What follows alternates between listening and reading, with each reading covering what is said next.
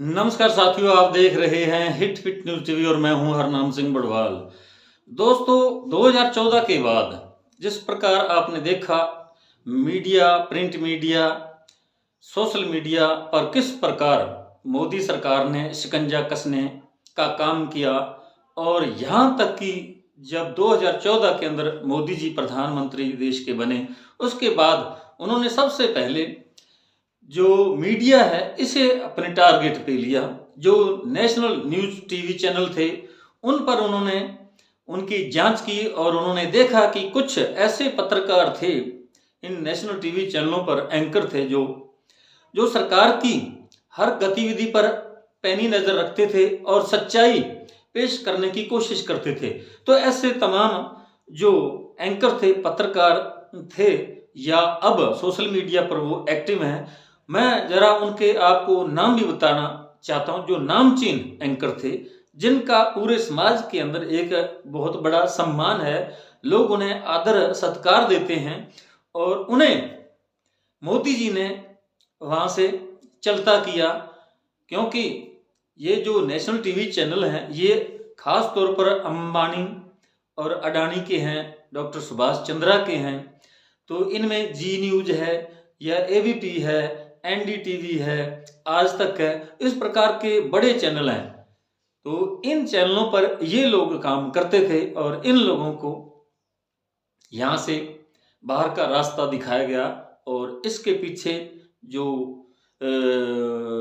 मोदी सरकार है, भाजपा की सरकार है केंद्र में उन्होंने ही उनका हाथ था और इसलिए उन्हें कहीं ना कहीं इनसे बहुत वो परेशान थी भाजपा सरकार और भाजपा के बड़े बड़े दिग्गज नेता, सम प्रधानमंत्री नरेंद्र मोदी, गृह मंत्री अमित शाह, ये सब इनको बहुत तकलीफ हो रही थी। ये असहज महसूस कर रहे थे अपने आप को और इन्होंने इन टीवी चैनलों से इन एंकर लोगों को बाहर का रास्ता दिखवाया। तो साथियों, इनमें सबसे जो बड़ा नाम है वो रवीश कुमार का है, जो एनडीटीवी के एंकर थे और जिनकी पूरे विश्व के अंदर चर्चा होती थी और पूरे विश्व में उनका एक विशेष सम्मान था। और हिंदुस्तान में तो है ही, वो अलग बात है, लेकिन विश्व पटल पर जिस प्रकार का उनका सम्मान था, उन्हें आदर सत्कार दिया जाता था, उसके चलते उन्हें मैग्सेसे पुरस्कार से सम्मानित भी किया गया था। और इनके साथ साथ अजीत अंजुम जी हैं, जो एबीपी में रहे, कई चैनलों में रहे। और इनके साथ अभिसार शर्मा, नवीन कुमार हैं, इंडिया 19 आर्टिकल 19 इंडिया के जो, और दूसरे प्रसून वाजपेयी हैं और साक्षी जोशी हैं। ये कुछ ऐसे नामचीन एंकर हैं जिनसे बहुत ही परेशानी हो रही थी भाजपा को, केंद्र की सरकार को, और इन्होंने इन टीवी चैनलों से इनको बाहर निकलवा दिया। लेकिन उन्होंने अपना हौसला नहीं छोड़ा, अपना उन्होंने जो है एक स्थान बनाया सोशल मीडिया में और यूट्यूब चैनल उन्होंने अपने बनाए और आज फिर उन्हें वही सम्मान और आदर सत्कार मिल रहा है। और इस वीडियो में आप देखें, जब 10 बिलियन सब्सक्राइबर हुए हैं रवीश कुमार के, तो ये अजीत अंजुम जो हैं उन्होंने उन्हें केक काट कर उन्हें बधाई दी। और देखिए, ये जो है अजीत अंजुम के घर की छत पर ये प्रोग्राम किया गया, कार्यक्रम, और इसमें दोनों ही बड़े नामचीन एंकर हैं और अब सोशल मीडिया पर एक्टिव हैं। देखिए, इन्हें सुनिए, आगे फिर बात करेंगे।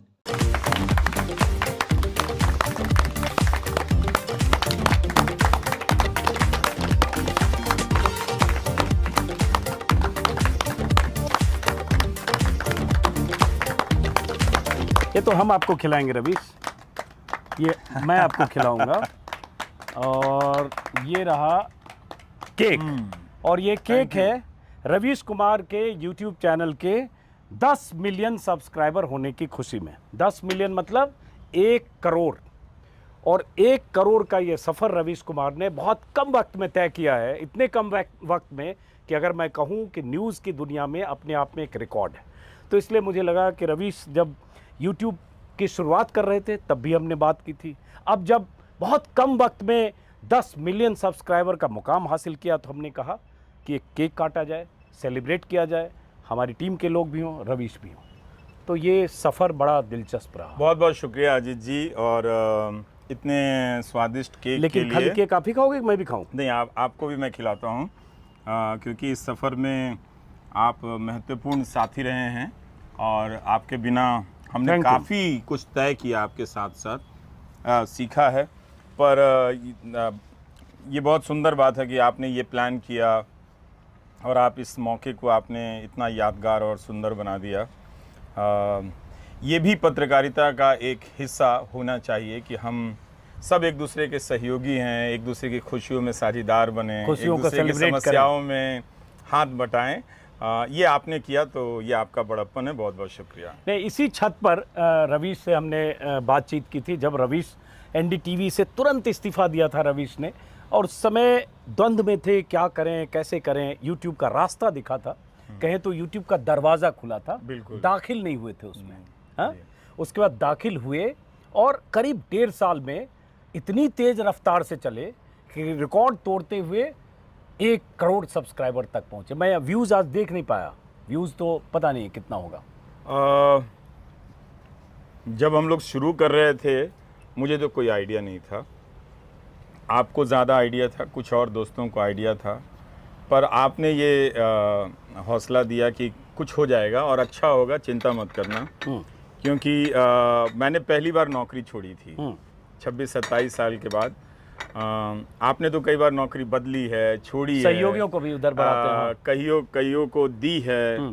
तो आपका एक अलग एक्सपीरियंस है। नौकरी छोड़ना, फिर खोजना, बीच में कई महीनों के लिए बेरोज़गार रहना, ये एक अलग मानसिक अवस्था होती है। तो मैं पहली बार गुजर रहा था, लेकिन बहुत मैं अभी भी याद करता हूँ और कई लोगों से कहता हूँ कि आप लगातार फ़ोन करके ये ढाढ़स बंधाते रहे कि अच्छा होगा, चिंता मत करना।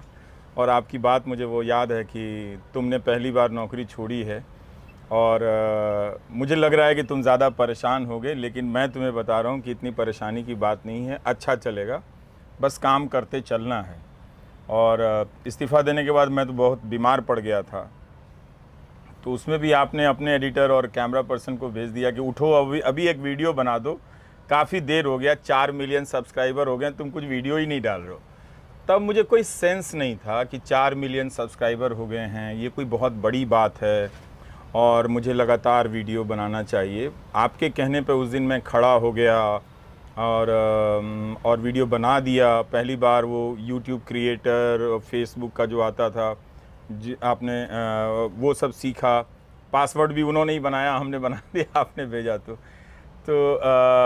ये इम्पॉर्टेंट बात ये है कि इसलिए मेंशन कर रहा हूँ कि हर किसी को ये दोहराना चाहिए। आपने मुझे दिया, तो मेरा भी फ़र्ज़ बनता है कि मैं भी लोगों को ये हौसला दूं। और ऐसे ही ये जो ढांचा मीडिया का नरेंद्र मोदी की सरकार के दौर में तोड़ा गया है, इसी तरह से लोग एक दूसरे का हाथ बटाते हुए, पकड़ते हुए ढांचा खड़ा कर पाएंगे।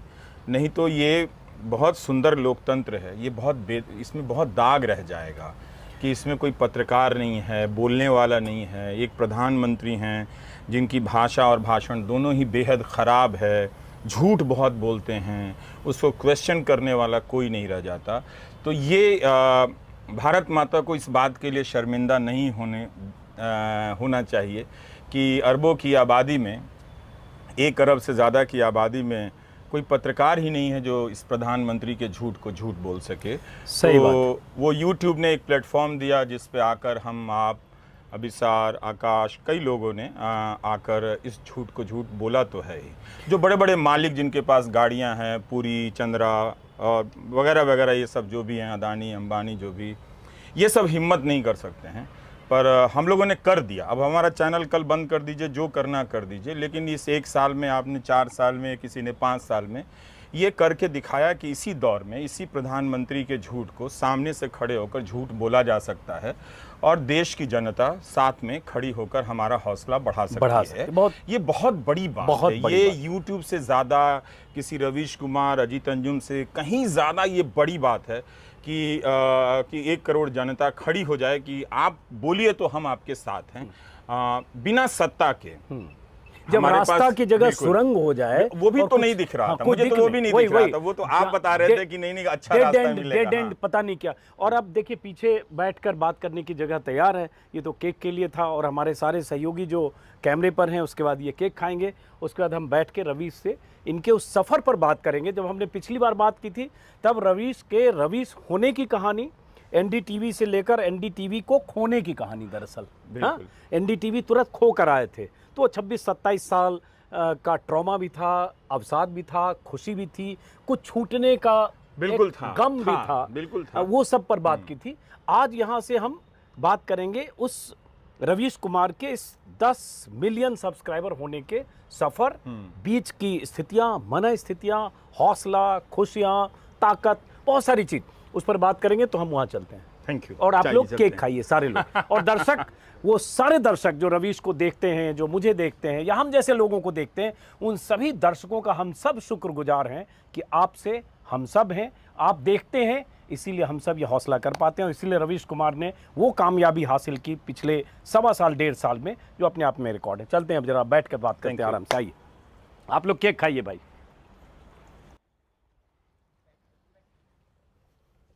तो रवीश, हमने केक कटिंग तो कर लिया, केक का स्वाद भी ले लिया, लेकिन जब मैं आपसे बातचीत की शुरुआत कर रहा हूँ तो मुझे याद आ रहा है कि जब आपने एनडीटीवी छोड़ा तो एक इंटरव्यू में रवीश आपने कहा था कि आज की शाम ऐसी शाम है जहाँ चिड़िया को अपना घोंसला नज़र नहीं आ रहा है, शायद कोई उसका घोंसला ले गया है, सामने खुला आसमान ज़रूर नज़र आ।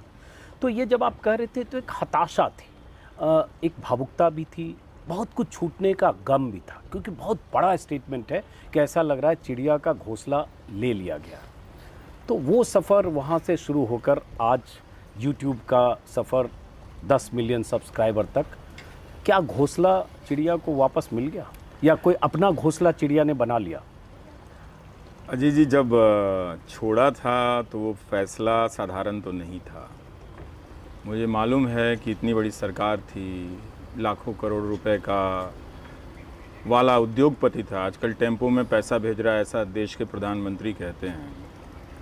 तो एक फैसला सब कुछ दांव पे लगाने जैसा था, और मैंने कभी अपने आप को इस तरह से दांव पे नहीं लगाया था कि घर लौटेंगे तो बच्चे हैं, फैमिली है, सब कुछ है।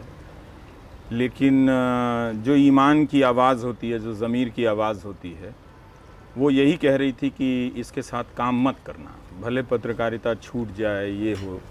तो वो सारी कुछ जो चीज़ें चल रही थीं, वो इस्तीफ़ा देने और वो जो तूफ़ान चला आ रहा था, उसके सामने समक्ष बरक्स थी। लेकिन जब लौट के पीछे मुड़ा वहाँ से, तब लगा कुछ तो है ही नहीं, सब खाली है। ये भी पता था कि चैनलों के मालिक के पास मर्सिडीज़ हो या जैगुआर हो, लेकिन वो मुझे नौकरी नहीं दे सकते हैं, उनकी इतनी औकात नहीं है। बेसिकली ये मैं ठीक से जानता था, अखबार के किसी मालिक की औकात नहीं है, चैनल के मालिक की किसी की औकात नहीं है। भले देश के बारे में आप जितना दावा कर लें कि चांद पे पहुंच गए हैं, समंदर के नीचे धंस गए हैं, लेकिन कोई ऐसा मालिक इस देश में नहीं था जो मुझे नौकरी दे सकता था। तो ये मुझे मालूम था कि पैसे हैं इनके पास, हौसला नहीं है, ताकत नहीं है। और ये भी मुझे मालूम था कि जब ये सब नहीं है तो मैं बेरोज़गार हो गया और मेरे पास काम नहीं रहेगा। तो मुझे कुछ भी पता नहीं था कि आगे क्या होगा। एकदम बंद दरवाज़ा की तरह। एकदम बंद दरवाज़ा था। अगर मैं कहूँ कि नहीं, जो होगा देखा जाएगा, मैं ऐसा व्यक्ति नहीं हूँ। उसकी भी चिंताएं मुझे डरा रही थी, कांप भी रहा था कि होगा क्या। लेकिन अंदर से आवाज़ यही आ रही थी कि मैंने फ़ैसला बड़ा सही लिया है और जीने का एक मकसद पूरा होता है। अब मुझे बहुत खुशी है कि मैं एक ऐसे उद्योगपति के चैनल में काम नहीं करता हूं जो टेम्पू से पैसा भेजता है। गौतम अडानी पर प्रधानमंत्री ने आरोप भी लगाया है कि गौतम पैसा भेजते हैं और अंबानी जी पैसा भेजते हैं, टेम्पू से काला धन भेजते हैं। तो वो और साबित कर दिया उन्होंने। कई लोग पूछते हैं कि क्या अब आपको अफसोस होता है, लेकिन आज प्रधानमंत्री का बयान सुन के तो लगा कि ये तो बड़ा सही फैसला लिया मैंने। वरना लोग मुझे भी शक की निगाह से देखते कि अडानी के चैनल में काम करता है, टेम्पू से पैसा लेकर आता होगा, तो वो अब नहीं देख रहे हैं। लेकिन एक बहुत डर तो था और बहुत ऐसा लग रहा था कि ये कैसा देश हो गया कि जहां हमारे जैसे आप जैसे पत्रकारों के लिए कोई न्यूज़ रूम नहीं है। हम ही और आप नहीं हैं, ऐसे बहुत से पत्रकार हैं जो न्यूज़ रूम से हटाए गए और उनका चेहरा लोगों के सामने नहीं है, उनका नाम उनके सामने नहीं है। तो उस शहर से मैं पीछे जब लौटा तो चलते चलते ऐसा लगा कि समंदर के किनारे खड़ा हो गया हूँ और मुझे तैरना नहीं आता और सामने अरब सागर और और का एक तरह से विस्तार नज़र आ रहा है और कुछ भी नहीं। लेकिन जब चल दिया तो ये वो दर्शक हैं जो आज 1 करोड़ सब्सक्राइबर के रूप में सामने आए हैं। मैंने थोड़ी संख्या में गड़बड़ी कर दी थी, वो तुरंत 4 मिलियन नहीं हुआ था, कुछ कम ही था। कोई नहीं। लेकिन 1 करोड़ दर्शक साथ में आए हैं, तो अब लगता है कि मैं एक घोंसले की तलाश कर रहा था कि कुछ मिल जाता, लेकिन अब लगता है कि 1 करोड़ पेड़ हैं जिस पर मैं उतर सकता हूँ, जिस पर मैं घोंसला बना सकता हूँ। और वो घोंसला किसी और का था। हाँ, जहाँ आपने पनाह ली थी। दरअसल भले वो पनाह 27 साल के लिए आपको मिली थी, लेकिन किराएदार थे आप। बिल्कुल किराएदार थे और उसको किसी ने आसानी से खरीद लिया। ये जो 1 करोड़ लोग हैं, इनको आप खरीद नहीं सकते हैं। इनको कोई नरेंद्र मोदी, कोई गौतम अडानी, कोई मुकेश अंबानी नहीं खरीद सकता है। अगर खरीद सकता तो इनके चैनल में इसी 2 साल में लाखों करोड़ रुपए लेकर अंबानी उसमें आए हैं, वो अपने सब्सक्राइबर की संख्या में 10 मिलियन जोड़ सकते थे। तो इसका मतलब यह है कि भारत में अभी 1 करोड़ लोग ऐसे हैं, इससे भी ज़्यादा लोग हैं। मतलब मैं अपने चैनल के सबूत के तौर पे कह सकता हूँ, आपके चैनल का, बाकी और साथियों के चैनल का अगर जोड़ लिया जाए, इनको ख़रीदना के लिए गौतम अडानी और मुकेश अंबानी का टेम्पो बहुत कम पड़ जाएगा। तो और वो ख़रीद भी नहीं पाएंगे जितना भी टेम्पो ले आएँ और प्राइवेट प्लेन ले आएँ। तो एक दर्शक बना इसी देश में जहां पत्रकारिता को लेके हमारी आपकी व्यक्तिगत निराशा हताशा से कहीं ज़्यादा वो बना और वो आवाज़ दे रहा था कि ऐसा नहीं हो सकता है कि अगर न्यूज़ चैनल के ये जो मालिक लोग हैं, जो गोल्ड स्टैंडर्ड ऑफ जर्नलिज्म की बात करते हैं, इनको इतिहास तो याद रखेगा और बहुत अच्छे से इनका हिसाब भी करेगा। ये अगर समझ रहे हैं कि इस देश के लोकतंत्र के गिरबान को, गले को दबा देंगे और हीरो बनकर निकल जाएंगे, तो ऐसा होने वाला नहीं है। इस देश की जनता बहुत दिन तक याद रखती है। अगर आप सब तरह से बंद करके चुनाव आयोग को खरीद लें, ईडी को खरीद लें, इसको दबा दें, कोर्ट को कर लें, सब कर लें, तब भी इस देश की जनता अपनी सिसकियों में, अपनी रुलाइयों में इन सारी बातों को याद रखने वाली है। और कभी ना कभी वो बोलेगी, कभी ना कभी वो इसको दोहराएगी कि आप ये कर रहे थे, ठीक है कि हम मजबूर थे। पर ये जो YouTube के जो दर्शक हैं, इनको मैं इसी तौर पर देखता हूं कि ये इतिहास के साक्षी हैं और इसको ये कहीं ज़्यादा हमारे आपके दर्ज करने से कहीं ज़्यादा ये वो दर्शक हैं जो पीछे रहकर सब कुछ नोट कर रहे हैं। तो ये बहुत कमाल की बात है। ये सरकार नहीं गिरा सकते, सरकार नहीं बदल सकते हैं, मगर ये कुछ नोट कर रहे हैं जो आज से 10 साल बाद, आज से 15 साल बाद, अपने बुढ़ापे में, अपनी जवानी में, जवान है तो अपने प्रौढ़ावस्था में, 30 साल के हैं तो 50 साल की उम्र में, 50 साल के हैं तो 70 साल की उम्र में, इन सब बातों को याद रखने वाले हैं और इस देश की आने वाली पीढ़ियों को सुनाने वाले हैं कि सब कुछ अच्छा होते हुए भी कोई वजह नहीं थी कि इस देश के लाखों करोड़ की मीडिया की इंडस्ट्री को गुलाम के स्तर पर पहुंचा दिया जाए। तो ये हिसाब तो रखा जाएगा और ये हिसाब का मतलब यह है याद रखा जाएगा। जो बात आपने रवीश कही कि सही बात है, वो दौर जब आपने एनडीटीवी छोड़ा और उस समय के आपके कई स्टेटमेंट, बहुत सारे जो आपके प्रशंसक या दर्शक थे वो आपके भावुक बयानों से हिल रहे थे कि पता नहीं रवीश बहुत परेशान है। जैसे उसी समय का एक स्टेटमेंट है, बेटी विदा होती है तो दूर तक पीछे मुड़कर मायके को देखती है, मैं उस स्थिति में हूँ। तो पता नहीं ये सारे आपको अपने स्टेटमेंट आपको याद हैं कि नहीं। तो एक बहुत कुछ छूटने का मलाल, गम, चिंता, बेचैनी सब लेकर आप निकले थे। तो मैं इसलिए उस पास्ट से इस प्रेजेंट के सफ़र को मार्क करना चाहता हूँ जिसमें दर्शकों की बहुत भूमिका है। ठीक है, और एक बड़ी भूमिका इसी पर मुझे एक शेर याद आया, बहुत चर्चित है कि मैं अकेला ही चला था जानवे मंजिल, मगर लोग साथ आते गए, कारवां जुड़ता गया। तो अब आपका कारवां बन गया है, उसमें 1 करोड़ दर्शक हैं, और वो पास्ट है, उस समय की थोड़ी हताशा है, चिंता है, आज का हौसला है? मैं उस अतीत से अब बहुत दूर निकल आया हूँ, उसकी हताशाओं से भी बहुत दूर आ गया हूँ। अब मैं वहाँ के 27 साल को बहुत कम याद करता हूँ। मुझे अब वो दर्शक दिखाई देते हैं जो मुझसे उम्मीद रखते हैं, जिनसे मैं उम्मीद रखता हूँ और जिन्होंने मेरे बुरे वक्त में बहुत साथ दिया। मैं हमेशा कहता हूँ कि ये कोई साधारण दर्शक नहीं है कि YouTube पर सब्सक्राइब बटन दबा दिया। ये वो दर्शक हैं जिन्होंने बहुत साथ दिया है और इनकी कहानियाँ मैं 1000 रातों तक सुना सकता हूँ बिना झपकी लिए, बिना थके हुए। बहुत रुलाने वाली कहानियाँ हैं, बहुत हंसाने वाली कहानियाँ हैं। तो ये जो उनको लग रहा था कि हम अपने वोट की ताकत से, कोर्ट की ताकत से, आयोगों की ताकत से हर चीज़ इस देश में बंद करा देंगे। ठीक है, जनता बड़ी लड़ाइयाँ कई बार नहीं जीत सकती है, मगर ये उसकी छोटी छोटी जीती गई लड़ाइयों में से एक तो है ही कि उसने एक विकल्प के तौर पर कई पत्रकारों को चुना, मुझे ही नहीं, और उसको सपोर्ट किया। वो सारे लोग बहुत कमाल के इस वक्त काम कर रहे हैं, जो किसी वेबसाइट को सब्सक्राइब कर रहे हैं, ज्वाइन कर रहे हैं, सब्सक्रिप्शन के पैसे दे रहे हैं, वो सारे लोग कमाल का काम कर रहे हैं। और कई बार लोग जब हताश होते हैं तो कहते हैं कि ये मुद्दा है कि संविधान बदल दिया जाएगा, हमारे अधिकार छिन जाएंगे। तो मैं अक्सर कहता हूं कि 2014 के मैदान में कोई पौधा नहीं था, 2019 के मैदान में पौधा आया था, मगर उसे एक गढ़े गए अभियान की आंधी से उड़ा दिया गया। बाद में सत्यपाल मलिक ने उस पर बहुत सवाल उठाए, लेकिन 2024 का मैदान खाली नहीं है। इस पर हज़ारों लाखों पेड़ जो हैं अब वो मजबूती से उग गए हैं और वो लंबी लड़ाई के लिए तैयार हैं। पिछले 2 चुनावों में लड़ाइयाँ हुई नहीं, और इस चुनाव को मैं मानता हूं कि यहाँ से भारत अपने लोकतंत्र के अस्तित्व को लेकर लड़ना शुरू कर रहा है। उसे जीतने की उम्मीद में ये लड़ाई अभी जो शुरू हुई है, उसे जीतने की उम्मीद पर नहीं ले जानी चाहिए। उसे लड़ने का रास्ता देखना चाहिए कि लंबा है और कहाँ तक चलना है।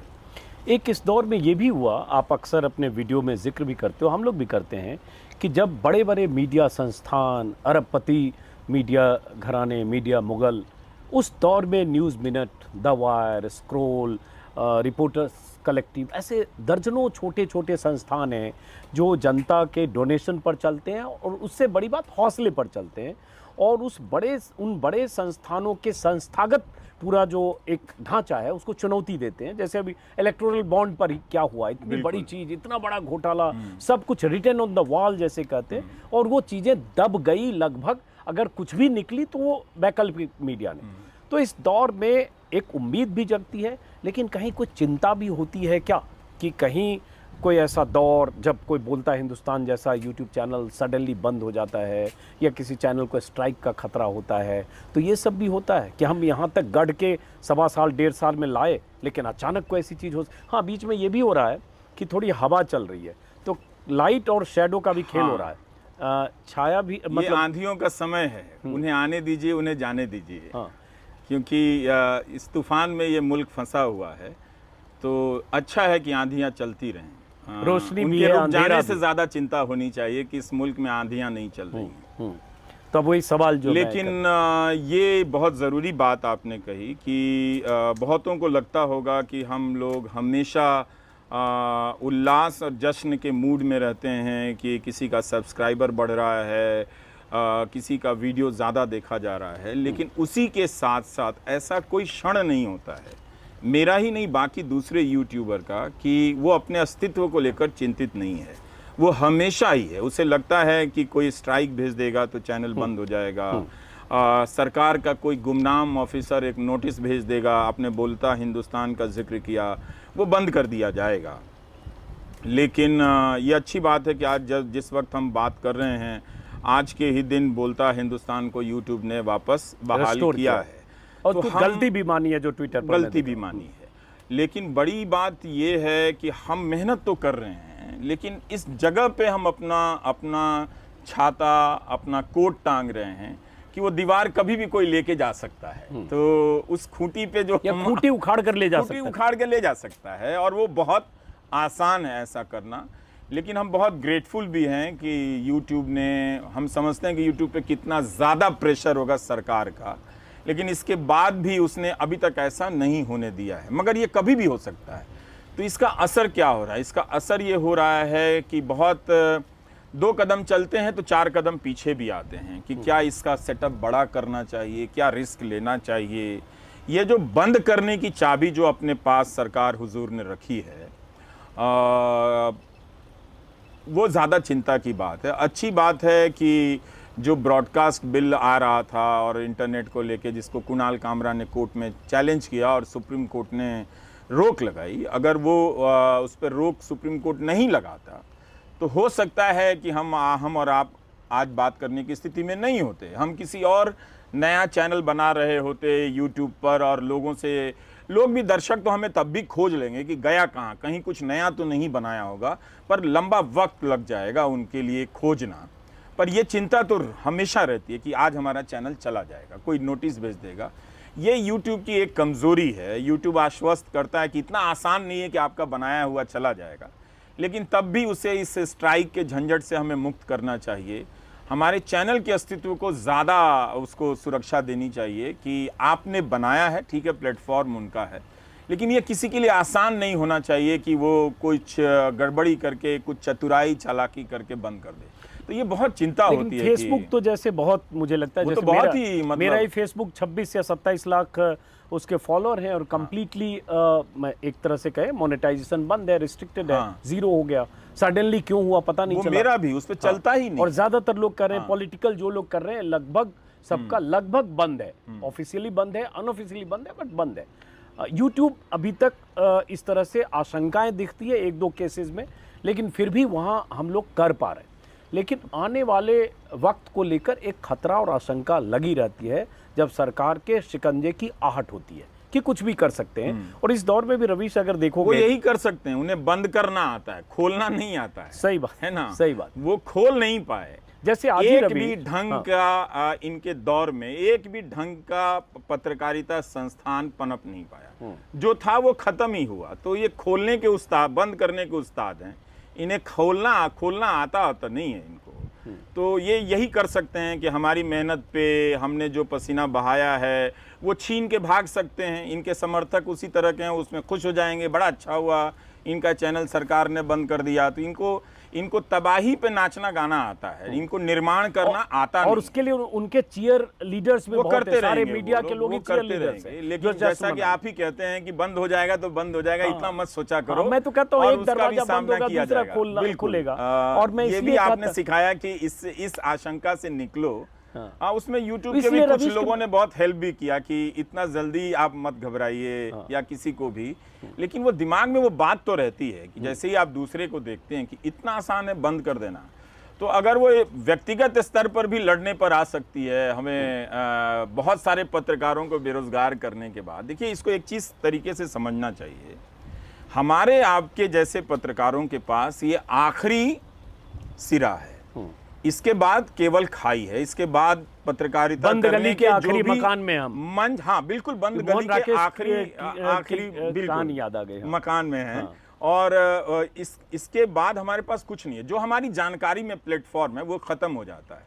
तो ये देश देखे ना कि 4 पत्रकार खड़े हैं उनको बंद करने के लिए। ये जो दुनिया में मजबूत नेता कहलाते हैं, ये बंद करने के लिए इतनी साजिश कर रहे हैं। तो देख ले देश, इसमें क्या है। बहुत सारे लोग तो ऐसे उठा के मुख्यमंत्री तक जेल में डाल दिए गए। तो देश देख ही रहा है ना। तो एक चैनल और बंद कर दिया जाएगा, लेकिन बात उसकी नहीं है। बात यह है कि जहां पे पत्रकारिता की पढ़ाई करके लोग जा रहे हैं जिन संस्थानों में, उन्हें क्या बनाया जा रहा है। वो एक तरह से उन्हें बीजेपी का वर्कर बनाया जा रहा है, और ये बीजेपी के वर्कर के साथ अन्याय है।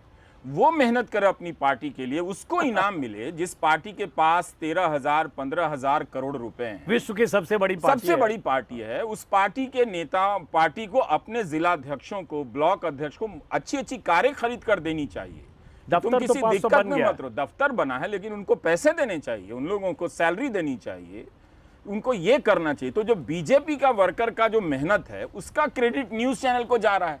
तो ये बीजेपी के वर्करों को सोचना चाहिए कि हमारी मेहनत का श्रेय ये 10 गोदी मीडिया को या 50 गोदी मीडिया क्यों ले रहे हैं, इसका मतलब कुछ गड़बड़ है। तो उनका हिस्सा, उनका हित मारा जा रहा है एक तरह से। ये जो पन्ना प्रमुख बन के आरएसएस के लोग जितना भी दम्भ भर लें, जितने भी प्रमुख बन जाएं, सच यही है कि उनके किसी भी मेहनत का क्रेडिट ये जो 10 उद्योगपति लोग हैं वही ले जाएंगे कि हमने अपने चैनल को आपकी सेवा में समर्पित किया, हमने दर्शकों को भरमाया, हमने दर्शकों को डराया, हमने इलेक्टोरल बॉन्ड की स्टोरी नहीं छापी तो आप विश्व विजेता बन गए। आप हिंदी के तमाम अखबारों को देखिए, किसमें ओरिजिनल, एक अखबार को छोड़ के किसमें ओरिजिनल इलेक्टोरल बॉन्ड की स्टोरी छपी? जबकि Reporters Collective, News Minute, News Laundry, Scroll, Wire, इन सब ने अपनी स्टोरी फ्री कर दी कि देखिए आप यूज कर सकते हैं। हमें तो नहीं रोका, आपको भी नहीं रोका, तो उन अखबारों को भी उन्होंने नहीं रोका था। थी कि असंवैधानिक है, बड़ी स्टोरी गलत है, मतलब मुहर थी ना, आपको रिस्क नहीं लेना। बिल्कुल, जजेज ने कह दिया, चुनाव आयोग की वेबसाइट पर वो स्टोरी है, सुप्रीम कोर्ट का ऑर्डर है। क्या इन दोनों से बड़ा वो नेता हो जाते हैं कि उनके डर से या उनकी राजनीति को चमकाने के लिए इस खबर को दबाया गया? ये तो अन्याय हुआ ना। फिर आपकी जीत जो है वो स्वाभाविक लोकप्रियता की जीत नहीं है। देखिए, जो लोकप्रिय नेता होता है, जो स्वाभाविक रूप से लोकप्रिय नेता होता है, वो इतना ये सब नहीं करता है। उसको इतना आत्मविश्वास होता है कि आ जाइए जनता के बीच में, हम आपसे निपट लेते हैं। वो ये नहीं करता कि अखबार की हेडलाइन जरा छिपा लो, उसकी खबर को 7वें नंबर पर डाल दो। इसीलिए मैं आजकल अपने प्रोग्राम में कहता हूं कि हिंदी के दर्शकों को कि बहुत तेजी से आप हिंदी के अखबारों से पीछा छुड़ाइए। आपके घर में कोई हिंदी का अखबार पढ़ रहा है बुजुर्ग, उसको समझाइए पढ़ना बंद करे। कोई नौजवान ना पढ़े, इस पर ध्यान रखें, क्योंकि वो हिंदी का अखबार जो है हिंदी के पाठकों का बौद्धिक विकास रोक रहा है। उसमें किसी प्रकार की प्रखरता नहीं है, मुखरता नहीं है, प्रश्न नहीं है। बिना इन सब चीजों के कोई छात्र अपने जीवन में अच्छा छात्र तो हो ही नहीं सकता। वो नरेंद्र मोदी का समर्थक हो सकता है, उनके भाषण की कॉपी लेकर बहुत अच्छा भाषण दे सकता है, मगर वो अपने जीवन में सफल होने वाला प्रखर बुद्धिमान छात्र हो ही नहीं सकता, क्योंकि पूरी राजनीति, चिंतन उसकी इसी बात पर आधारित है, उसका चिंतन कि छिपाया जाए, भरमाया जाए, डराया जाए। इस तरह की राजनीति को ये अखबार भारत की नागरिकता को बर्बाद कर रहे हैं।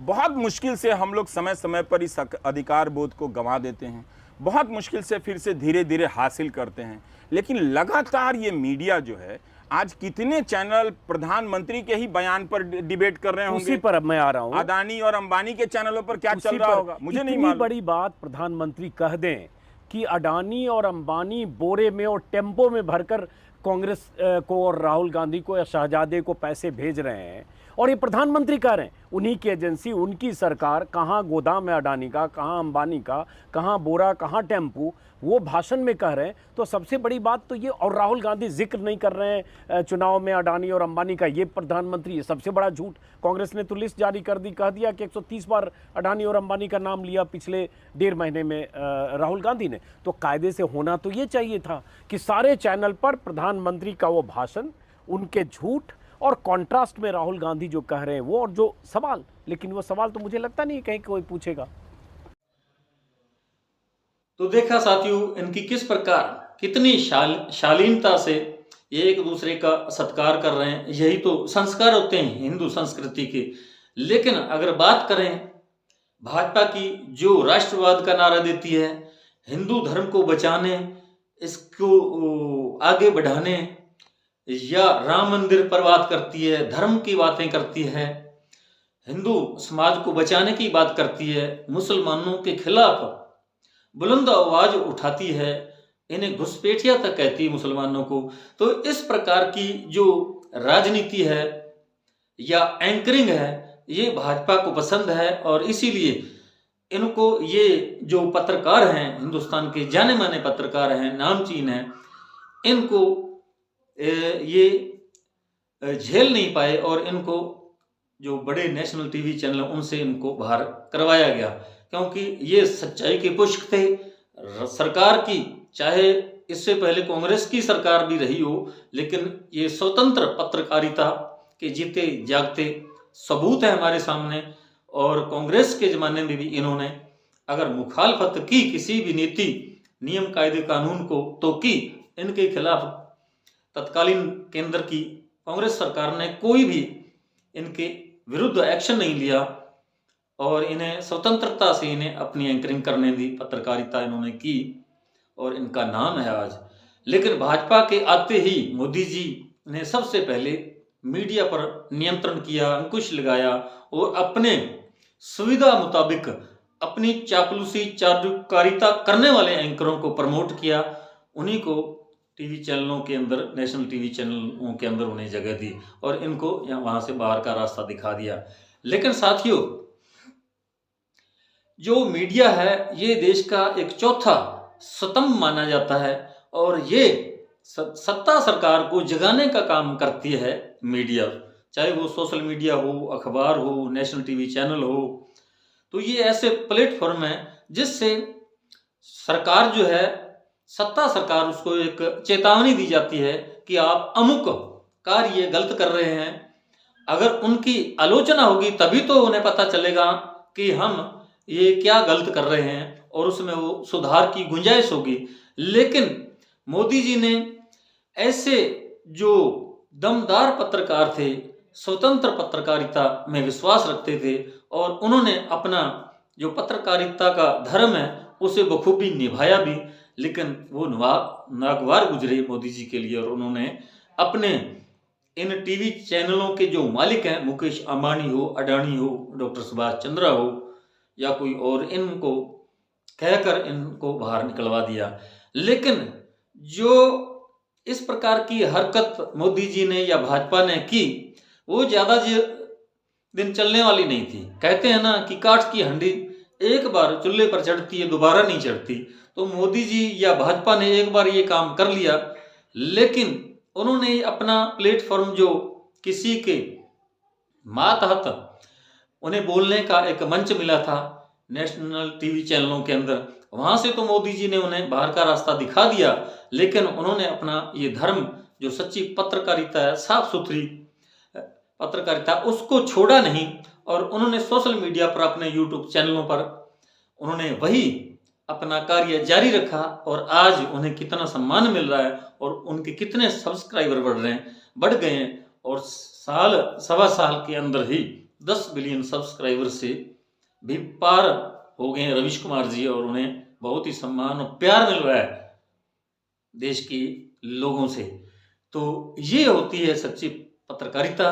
और दूसरी तरफ जो चाटुकार पत्रकार हैं, अंजना ओम कश्यप है या चित्रा त्रिपाठी है या सुधीर चौधरी है, ये लोग जो हैं, इनकी समाज के अंदर कितना सम्मान है वो आपसे छुपा नहीं है। आप रोज रोज इन पर जो चुटकुले, इन पर कॉमेडी या इन्हें ऐसे शब्दों से संबोधित किया जाता है तो इनको जो इनकी बेशर्मी की जो हदें ये पार कर जाते हैं। एक सुशांत सिन्हा भी है, अमिश देवगन भी है।